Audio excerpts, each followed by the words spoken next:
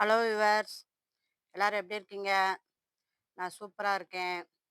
எங்க ஊர்ல குற்றாலச்சாரல் ஆரம்பிச்சிருக்குது. வைகாசி பிறந்தோன்னமே குற்றாலச்சாரல் ஆரம்பிச்சிடும். டெய்லி காலையில கொஞ்ச நேரம் மழை அப்படியே இலை மேல தூவிட்டு போறாங்க. அதனால நம்ம என்ன செய்ய போறோம், மண்ணுக்கு தான் ஒரு ஃபெர்டிலைசர் குடுக்க போறோம். அது என்னன்னு பார்க்கறதுக்கு முன்னாடி வீடியோவ ஸ்கிப் பண்ணாம பாருங்க. ஜோதி ஃபார்மிங்க சப்ஸ்கிரைப் பண்ணிக்கோங்க. அதில ஆளுங்கிற பெல் ஐக்கான கிளிக் பண்ணிக்கோங்க. அப்பனா தான் நான் போடுற வீடியோ உங்களுக்கு உடனேக்குடன் நோட்டிஃபிகேஷனா கிடைக்கும். வாங்க வீடியோக்குள்ள போவோம். வீடியோட அப்டேட்ஸ் பார்த்துருவோம் முதல்ல. இங்க பாருங்க விவஸ். மொச்சையில திருப்பி பூ வச்சுட்டாங்க பாருங்க. எவ்வளோ கொத்து கொத்தா வச்சிருக்காங்க பாருங்க. ஒரு ஒரு ஹாப்பி நியூஸ் ஒன்று சொல்ல போறேன் விவர்ஸ். என்னன்னு கேட்டிங்கனாக்கோ, இங்க பாருங்க. பப்பாளி பழத்துல காய் வந்துட்டாங்க. எனக்கே ரொம்ப ஹாப்பியா இருக்குது. இந்த குட்டியா தெரியுது பாருங்க. நான் அடுத்தடுத்து நான் நிறைய காய் வச்சிரும். ஒரு காய் வந்துட்டா போதும். அடுத்தடுத்து இது இப்பதான் தரமாவே ஆயிருக்கு மரம். நம்ம க்ரோ பேக்ல அங்கே வச்சிருந்தோம்ல. இங்க பாருங்க இவ்வளோ தண்டியா வந்ததுக்கு அப்புறம் தான் என்ன செஞ்சிருக்காங்க, காயே வைக்க ஆரம்பிச்சிருக்காங்க. அது நல்லா தரையில வேர் ஊனி செஞ்சு, பக்க கிளையெல்லாம் நான் இலைய ஒடிச்சு ஒடிச்சு விட்டுக்கிட்டே இருந்தேன். இருந்தாலும் எவ்வளோ உயரம் போயிருக்கு பாருங்க. சிறப்பா இருக்கு. ஒரு காய் தான் வந்திருக்கு. அடுத்து நிறைய காய் வரும் அப்படின்னு நம்பிக்கை இருக்கு. பார்ப்போம். இங்க பாருங்க பஸ் பனியில் எவ்வளோ இதாக சாப்பிட்டுருக்கா பாருங்க. லேட்டாக. இங்கே பாருங்க பஸ் குடமிளகாயும் பாருங்க. பெருசாயிருச்சு பாருங்க கொஞ்சம். தெரியுதா எவ்வளோ சூப்பராக இருக்குன்னு பாருங்க. இந்த மிளகாய் கடைசிக்கு ஒன்று தான் விவர்ஸ் காயாயிருக்கு. நிறையா பூ உதிர்ந்துருச்சு. அதனால கழுதைய விட போட்டு ஒன்னாவது நம்ம பார்த்துருக்கோமே குடமிளகாய் வச்சதுக்கு ஒன்னாவது வந்திருக்கேன்னு நினச்சி ஹாப்பி ஆகிக்கிடுவோம். நான் அடுத்து நான் பூ விடும். பூ விட்டோம்னா சரி, இந்த தேர்மோர் கரைசல் எல்லாம் ஊற்றினோம்னா பூ எல்லாமே காயாயிரும். வாங்க வீடியோக்குள்ளே போவோம். இப்போ நம்ம பார்க்க போகிறது சங்குப்பூக்கு என்ன செய்ய போகிறோம், ஒரு தீர்வு காண போகிறோம். அதுக்கு தான் என்ன செய்ய போகிறோம், இந்த பாருங்க இது சீவக்காய் எடுத்து வச்சுருக்கேன். சீவக்காயில் பாசிப்பருப்பு வெந்தயமும் போட்டு நல்லா அரைச்சது. இதை என்ன செய்யுங்க, நீங்கள் செடிகளுக்கு அடியில் கொடுத்து விடலாம். சங்குப்புழு என்ன செய்யாது, இதனால வராது.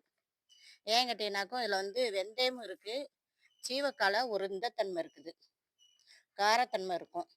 அதனால் என்ன செய்யாது, இதனால பூச்சிகள் எல்லாமே நான் தீமை சேரும் பூச்சி இந்த வேரில் தானே பாலா படுத்துறாங்கல்ல. சங்குப்புழு வந்துச்சுன்னு வச்சுக்கோங்களேன், செடியே பட்டு போயிடும். நான் ஒரு வெள்ளை செம்பருத்தி வச்சுருந்தேன். அதை நானும் தொட்டி மாற்றி வச்சேன் பாருங்க. அந்த வெள்ளை செம்பருத்தியை ஃபுல்லு இந்த சங்குப்புழு தான் பாழாக்கிட்டாங்க. அதுக்கு தான் இப்போ என்ன செய்யணும், அதை கரைச்சி இதில் ஊற்றிட்டு இதை நம்ம என்ன செய்வோம், வேர்க்காலில் கொடுத்து விடுவோம். வேர்க்காலையும் கொடுக்கலாம், இலை மேலையும் தெளிக்கலாம். இலை மேலே இருக்கும்ல மாவுப்பூச்சி, அது எல்லாத்துக்குமே என்ன செய்யும், இது ஒரு நல்ல தீர்வாக இருக்கும். நீங்கள் இதை ஃபாலோ பண்ணுங்க. நாங்கள் ஏற்கனவே வீட்டுக்கு தலைக்கு தேய்க்கிறதுக்கு இந்த சீவக்காய் தான் யூஸ் பண்ணுவோம்.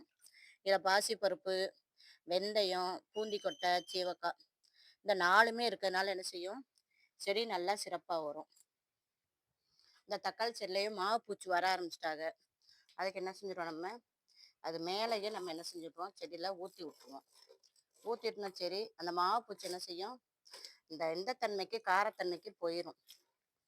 அதனால் இதை நீங்கள் ஃபாலோ பண்ணுங்கள். சங்குப்புழுவுமே இருக்காது. இந்த தொட்டியில் தான் சங்குப்புழு வந்திருந்தாங்க. இதுக்கு என்ன செய்வோம், நம்ம அடியில் நல்லா மண்ணில் ஊற்றி விட்டோம்னா சரி, இந்த சங்குப்புழு என்ன செய்யும், இறந்து போயிடும். அதனால் இதை நீங்கள் ஃபாலோ பண்ணுங்கள். இது எளிதாக கிடைக்கக்கூடியது தான். நாட்டு மருந்து கடையில் போய் சீவக்காய் கேட்டிங்கன்னா ஒரு 100 கிராம் கூட வாங்கிட்டு நல்லா வெயிலில் காய வச்சு மிக்சியிலே திரிச்சிடலாம். நம்ம சீவக்காய் கொஞ்சோள பாசி பருப்பு போட்டுக்கோங்க, பயறு போட்டுக்கோங்க, அது கூட கொஞ்சம் வெந்தயம் போட்டுக்கோங்க. எல்லாம் போடும்போது சரி, வெந்தயம் சேர்க்குறோமா, கிருமியும் அலைய பூச்சியும் சாகும், செடியும் சிறப்பாக வளரும்.